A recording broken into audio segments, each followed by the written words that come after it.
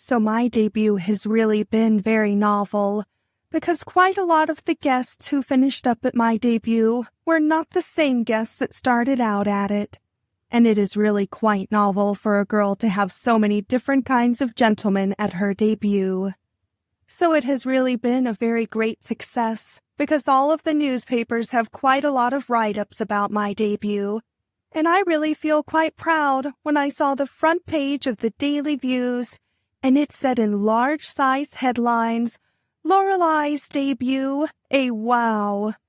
And Fitz Weekly came right out and said that if this party marks my entrance into society, they only hope that they can live to see what I will spring once I have overcome my debutante reserve and taken my place in the world.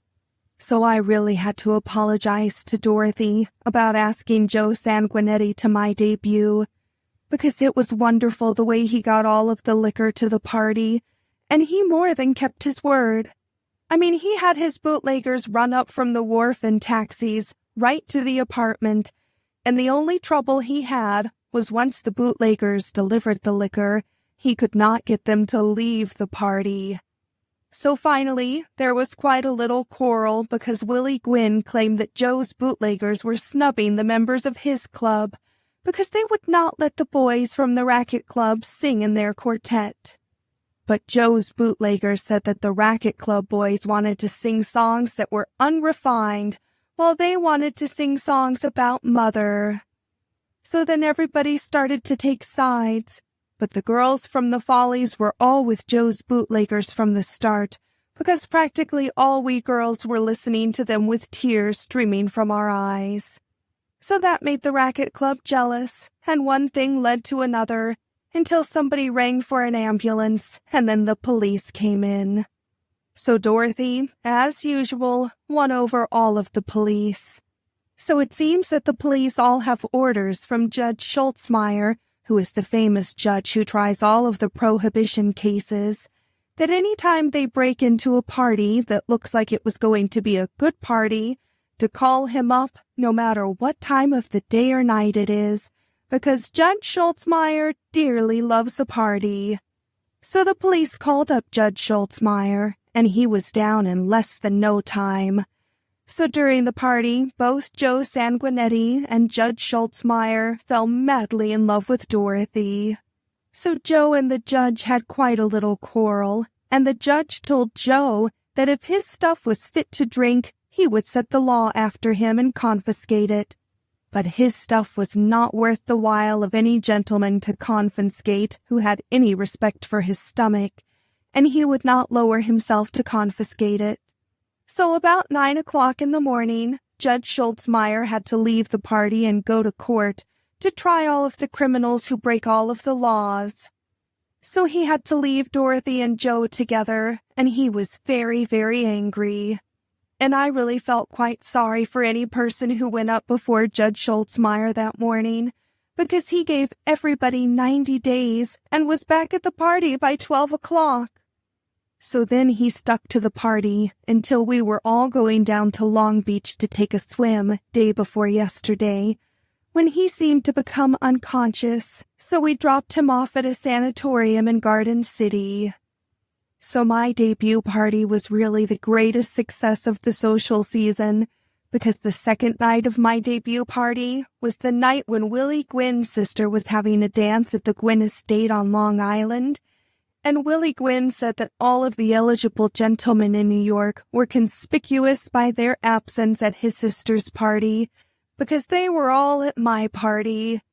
So it seems as if I am really going to be quite a famous hostess if I can just bring my mind to the point of being Mrs. Henry Spofford, Jr. Well, Henry called up this morning, and Henry said he had finally got his father's mind so that he thought it was safe for me to meet him, and he was coming up to get me this afternoon so that I can meet his family and see his famous old historical home at Pennsylvania. So then he asked about my debut party, which some of the Philadelphia papers seemed to mention. But I told him that my debut was really not so much planned as it was spontaneous, and I did not have the heart to call him up at a moment's notice and take him away from his father at such a time for reasons which were nothing but social. So now I am getting ready to visit Henry's family, and I feel as if my whole future depends on it, because if I cannot stand Henry's family any more than I can stand Henry, the whole thing will probably come to an end in the law court. June 21st. Well, I am now spending the weekend with Henry's family at his old family manor outside of Pennsylvania, and I am beginning to think after all that there is something else in the world besides family. And I am beginning to think that family life is only fit for those who can stand it. For instance, they always seem to get up very early in Henry's family. I mean, it really is not so bad to get up early when there is something to get up early about. But when a girl gets up early and there is nothing to get up early about, it really begins to seem as if there was no sense to it. So yesterday we all got up early, and that was when I met all of Henry's family, because Henry and I motored down to Pennsylvania, and everybody was in bed when we arrived, because it was after 9 o'clock. So in the morning, Henry's mother came to my room to get me up in time for breakfast, because Henry's mother is very, very fond of me, and she always wants to copy all of my gowns, and so she always loves to look through all of my things to see what I have got. So she found a box of liqueur candies that are full of liqueurs, and she was really very delighted. So I finally got dressed, and she threw the empty box away, and I helped her downstairs to the dining room. So Henry was waiting in the dining room with his sister, and that was when I met his sister. So it seems that Henry's sister has never been the same since the war, because she never had a man's collar and a necktie until she drove an ambulance in the war, and now they cannot get her to take them off, because ever since the armistice, Henry's sister seems to have the idea that regular women's clothes are effeminate. So Henry's sister seems to think of nothing but either horses or automobiles, and when she is not in a garage, the only other place she is happy is in a stable. I mean, she really pays very little attention to all of her family, and she seems to pay less attention to Henry than anybody else, because she seems to have the idea that Henry's brains are not so virile. So then we all waited for Henry's father to come in so that he could read the Bible out loud before breakfast. So then something happened that really was a miracle, because it seems that Henry's father has practically lived in a wheelchair for months and months, and his male nurse has to wheel him everywhere. So his male nurse wheeled him into the dining room in his wheelchair, and Henry said, "Father, this is going to be your little daughter-in-law."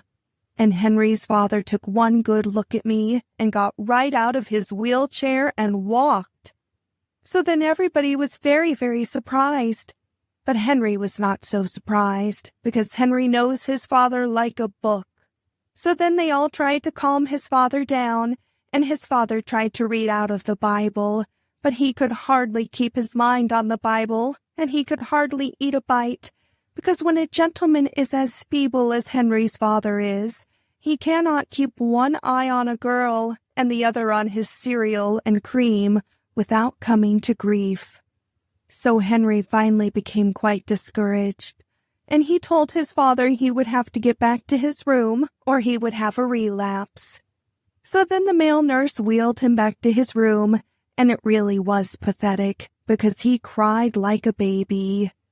So I got to thinking over what Dorothy advised me about Henry's father, and I really got to thinking that if Henry's father could only get away from everybody and have some time of his own, Dorothy's advice might not be so bad after all.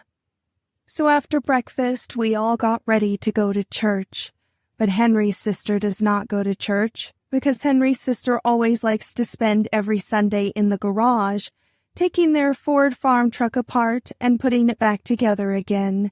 And Henry says that what the war did to a girl like his sister is really worse than the war itself. So then Henry and his mother and I all went to church.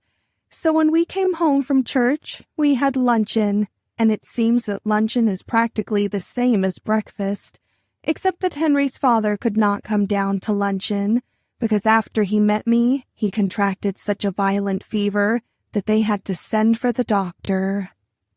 So in the afternoon, Henry went to prayer meeting, and I was left alone with Henry's mother so that we could rest up, so that we could go to church again after supper. So Henry's mother thinks I am nothing but sunshine, and she will hardly let me get out of her sight, because she hates to be by herself, because when she is by herself, her brains hardly seem to work at all. So she loves to try on all of my hats, and she loves to tell me how all the boys in the choir can hardly keep their eyes off her. So of course a girl has to agree with her, and it is quite difficult to agree with a person when you have to do it through an ear trumpet, because sooner or later your voice has to give out. So then supper turned out to be practically the same thing as luncheon, only by supper time all of the novelty seemed to wear off. So then I told Henry that I had too much of a headache to go to church again. So Henry and his mother went to church, and I went to my room, and I sat down and thought, and I decided that life was really too short to spend it on being proud of your family, even if they did have a great deal of money. So the best thing for me to do is think up some scheme to make Henry decide not to marry me and take what I can get out of it and be satisfied. June 22nd. Well, yesterday I made Henry put me on the train at Philadelphia, and I made him stay at Philadelphia so he could be near his father if his father seemed to take any more relapses.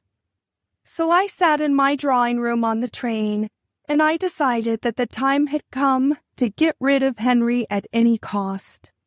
So I decided that the thing that discourages gentlemen more than anything else is shopping, because even Mr. Eisman, who is practically born for we girls to shop on, and who knows just what to expect, often gets quite discouraged over all of my shopping.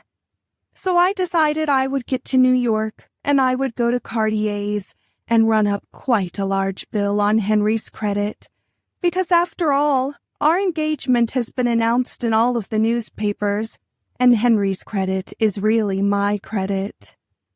So while I was thinking it all over, there was a knock on the drawing room door. So I told him to come in, and it was a gentleman who said he had seen me quite a lot in New York, and he had always wanted to have an introduction to me, because we had quite a lot of friends who were common. So then he gave me his card, and his name was on his card, and it was Mr. Gilbertson Montrose, and his profession is a scenario writer. So then I asked him to sit down, and we held a literary conversation. So I really feel as if yesterday was a turning point in my life, because at last I have met a gentleman who is not only an artist, but who has got brains besides. I mean, he is the kind of a gentleman that a girl could sit at his feet and listen to for days and days, and nearly always learn something or other. Because after all, there is nothing that gives a girl more of a thrill than brains in a gentleman, especially after a girl has been spending the weekend with Henry. So Mr. Montrose talked and talked all of the way to New York, and I sat there and did nothing else but listen. So according to Mr. Montrose's opinion, Shakespeare is a very great playwright, and he thinks that Hamlet is quite a famous tragedy. And as far as novels are concerned, he believes that everybody had ought to read Dickens. And when we got on the subject of poetry, he recited The Shooting of Dan McGrew until you could almost hear the gun go off. And then I asked Mr. Montrose to tell me all about himself. So it seems that Mr. Montrose was on his way home from Washington, D.C., where he went to see the Bulgarian ambassador to see if he could get Bulgaria to finance a scenario he has written, which is a great historical subject, which is founded on the sex life of Dolly Madison. So it seems that Mr. Montrose has met quite a lot of Bulgarians in a Bulgarian restaurant on Lexington Avenue, and that was what gave him the idea to get the money from Bulgaria. Because Mr. Montrose said that he could fill his scenario full of Bulgarian propaganda, and he told the Bulgarian ambassador that every time he realized how ignorant all of the American film fans were on the subject of Bulgaria, it made him flinch. So I told Mr. Montrose that it made me feel very, very small to talk to a gentleman like he, who knew so much about Bulgaria, because practically all I knew about Bulgaria was Zulak. So Mr. Montrose said that the Bulgarian ambassador did not seem to think that Dolly Madison had so much about her that was pertinent to present-day Bulgaria. But Mr. Montrose explained to him that that was because he knew practically nothing about dramatic construction. Because Mr. Montrose said he could fix his scenario so that Dolly Madison would have one lover who was a Bulgarian who wanted to marry her. So then Dolly Madison would get to wondering what her great-great-grandchildren would be like if she married a Bulgarian, and then she could sit down and have a vision of Bulgaria in 1925. So that was when Mr. Montrose would take a trip to Bulgaria to photograph the vision. But the Bulgarian ambassador turned down the whole proposition. But he gave Mr. Montrose quite a large-sized bottle of the Bulgarian national drink. So the Bulgarian national drink looks like nothing so much as water, and it really does not taste so strong. But about 5 minutes afterwards, you begin to realize your mistake. But I thought to myself that if realizing my mistake could make me forget what I went through in Pennsylvania, I really owed it to myself to forget everything. So then we had another drink. So then Mr. Montrose told me that he had quite a hard time getting along in the motion picture profession, because all of his scenarios were all over their head. Because when Mr. Montrose writes about sex, it is full of psychology, but when everybody else writes about it, it is full of nothing but transparent negligées and ornamental bathtubs. And Mr. Montrose said that there is no future in the motion pictures until the motion pictures get their sex motives straightened out and realize that a woman of 25 can have just as many sex problems as a flapper of 16. Because Mr. Montrose likes to write about women of the world, and he refuses to have women of the world played by small-sized girls of 15 who know nothing about life and who have not even been in the detention home. So we arrived in New York before we realized it, and I got to thinking how the same trip with Henry and his Rolls-Royce seemed like about 24 hours, and that was what gave me the idea that money was not everything, because after all, it is only brains that count. So Mr. Montrose took me home, and we are going to have luncheon together at the Primrose Tea Room practically every day and keep right on holding literary conversations. So then I had to figure out how to get rid of Henry, and at the same time not do anything that would make me any trouble later. So I sent for Dorothy, because Dorothy is not so good at intriguing a gentleman with money, but she ought to be full of ideas on how to get rid of one. So at first Dorothy said, why didn't I take a chance and marry Henry, because she had an idea that if Henry married me, he would commit suicide about 2 weeks later. But I told her about my plan to do quite a lot of shopping, and I told her that I would send for Henry, and I would manage it, so that I would not be in the apartment when he came, but she could be there and start a conversation with him, and she could tell him about all of my shopping and how extravagant I seemed to be, and he would be in the poorhouse in less than a year if he married me. So Dorothy said for me to take one farewell look at Henry and to leave him to her, because the next time I saw him would be in the witness box, and I might not even recognize him, because she would throw a scare into him that might change his whole physical appearance. So I decided to leave him in the hands of Dorothy and hope for the best. July 10th. Well, last month was really almost a diary in itself, and I had to begin to realize that I am one of the kind of girls that things happen to. And I have to admit, after all, that life is really wonderful, because so much has happened in the last few weeks that it almost makes a girl's brains whirl.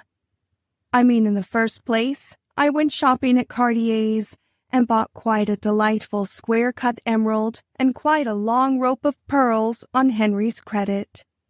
So then I called up Henry on the long-distance telephone and told him that I wanted to see him quite a lot, so he was very, very pleased, and he said that he would come right up to New York. So then I told Dorothy to come to the apartment and be there when Henry came, and to show Henry what I bought on his credit, and to tell him how extravagant I seemed to be, and how I seemed to keep on getting worse.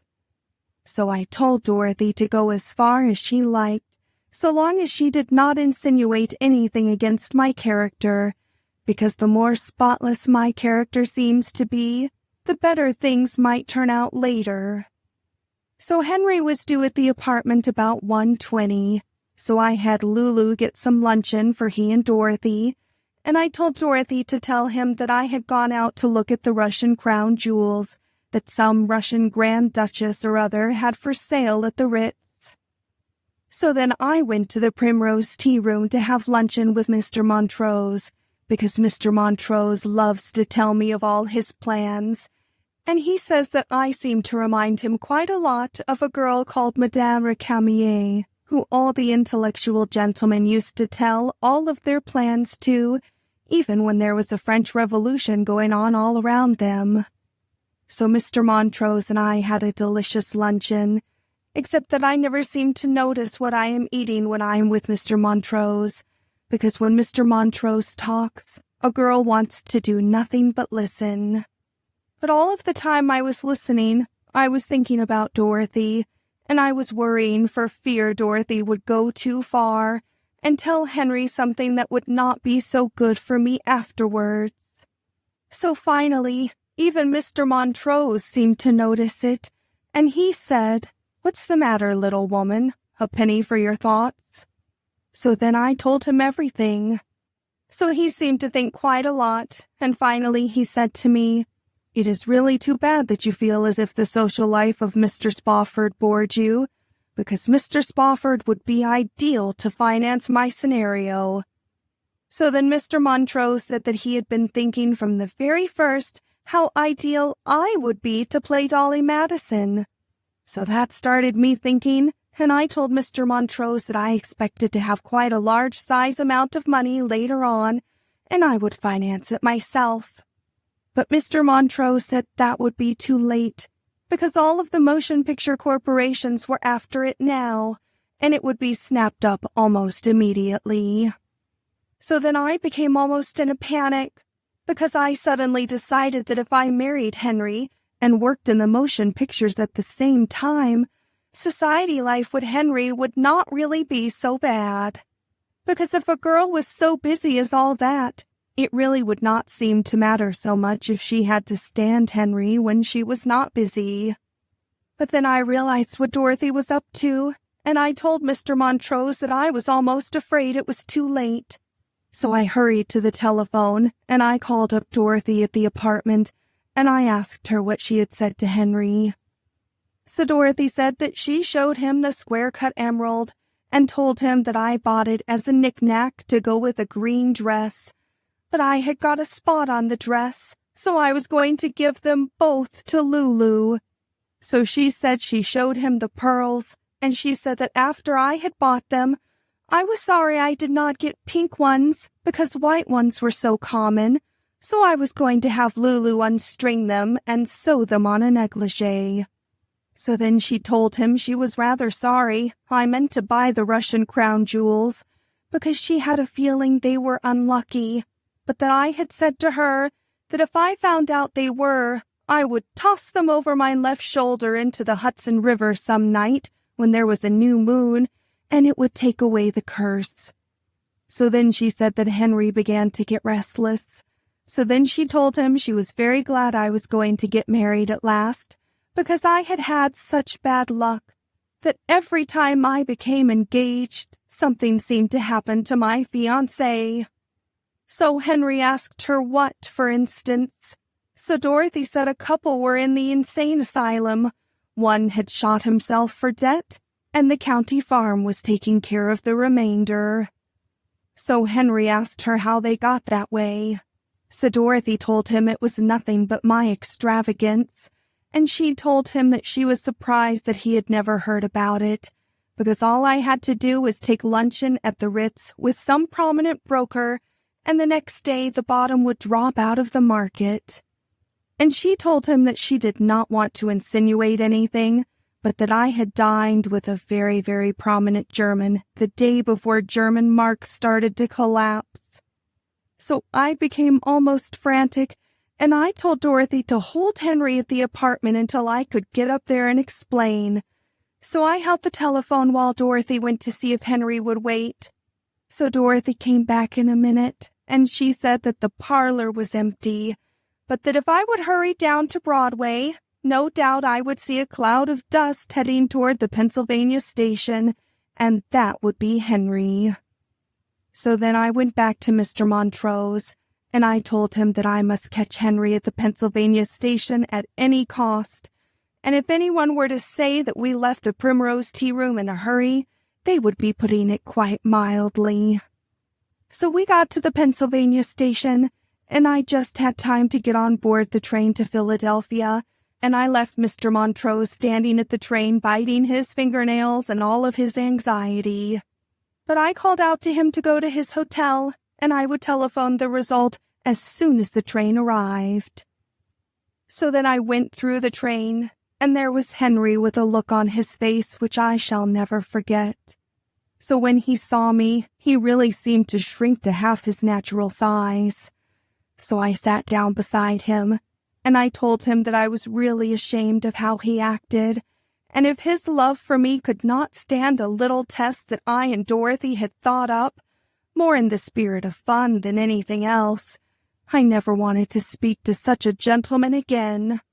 And I told him that if he could not tell the difference between a real square-cut emerald and one from the 10-cent store, that he had ought to be ashamed of himself. And I told him that if he thought that every string of white beads were pearls, it was no wonder he could make such a mistake in judging the character of a girl. So then I began to cry, because of all of Henry's lack of faith. So then he tried to cheer me up, but I was too hurt to even give him a decent word until we were past Newark. But by the time we were past Newark, Henry was crying himself, and it always makes me feel so tender-hearted to listen to a gentleman cry that I finally forgave him. So, of course, as soon as I got home, I had to take them back to Cartier's. So then I explained to Henry how I wanted our life to mean something, and I wanted to make the world a better place than it seemed to have been yet. And I told him that he knew so much about the film profession on account of censoring all of the films that I thought he ought to go into the film profession, because I told him that a gentleman like he really owed it to the world to make pure films so that he could be an example to all of the other film corporations and show the world what pure films were like. So Henry became very, very intrigued, because he had never thought of the film profession before. So then I told him that we could get H. Gilbertson Montrose to write the scenarios, and he to censure them, and I could act in them, and by the time we all got through, they would be a work of art. But they would be even purer than most works of art seem to be. So by the time we got to Philadelphia, Henry said that he would do it, but he really did not think I ought to act in them. But I told him from what I had seen of society women trying to break into the films, I did not believe that it would be so déclassé if one of them really landed. So I even talked him into that. So when we got to Henry's country estate, we told all of Henry's family, and they were all delighted, because it is the first time since the war that Henry's family have had anything definite to put their minds on. I mean, Henry's sister really jumped at the idea, because she said she would take charge of the studio trucks and keep them at a bedrock figure. So I even promised Henry's mother that she could act in the films. I even believed that we could put in a close-up of her from time to time, because after all, nearly every photoplay has to have some comedy relief. And I promised Henry's father that we would wheel him through the studio and let him look at all of the actresses, and he nearly had another relapse.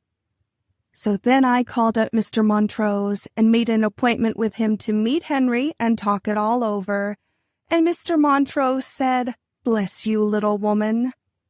So I am almost beginning to believe it when everybody says I am nothing but sunshine, because everybody I come into contact with always seems to become happy. With the exception of Mr. Eisman, because when I got back to New York, I opened all of his cablegrams, and I realized that he was due to arrive on the Aquitania the very next day. So I met him at the Aquitania, and I took him to luncheon at the Ritz, and I told him all about everything. So then he became very, very depressed, because he said that just as soon as he had got me all educated, I had to go off and get married. But I told him that he really ought to be very proud of me, because in the future, when he would see me at luncheon at the Ritz as the wife of the famous Henry H. Spofford, I would always bow to him if I saw him, and he could point me out to all of his friends and tell them that it was he, Gus Eisman himself, who educated me up to my station. So that really cheered Mr. Eisman up a lot, and I really do not care what he says to his friends, because after all, his friends are not in my set, and whatever he says to them will not get around in my circle.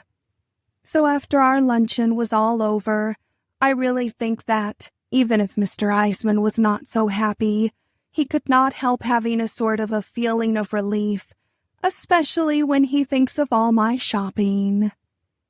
So after that came my wedding, and all of the society people in New York and Philadelphia came to my wedding, and they were all so sweet to me, because practically every one of them has written a scenario. And everybody says my wedding was very, very beautiful. Even Dorothy said it was very beautiful. Only Dorothy said she had to concentrate her mind on the massacre of the Armenians to keep herself from laughing right out loud in everybody's face. But that only shows that not even matrimony is sacred to a girl like Dorothy. And after the wedding was over, I overheard Dorothy talking to Mr. Montrose, and she was telling Mr. Montrose that she thought I would be great in the movies if he would write me a part that only had 3 expressions: joy, sorrow, and indigestion. So I do not really believe that Dorothy is such a true friend after all. So Henry and I did not go on any honeymoon, because I told Henry that it really would be selfish for us to go off alone together when all of our activities seem to need us so much.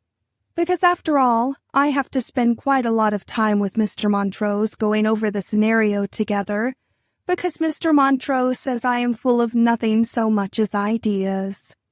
So in order to give Henry something to do while Mr. Montrose and I are working on the scenario, I got Henry to organize a welfare league among all of the extra girls and get them to tell him all of their problems so he can give them all of his spiritual aid.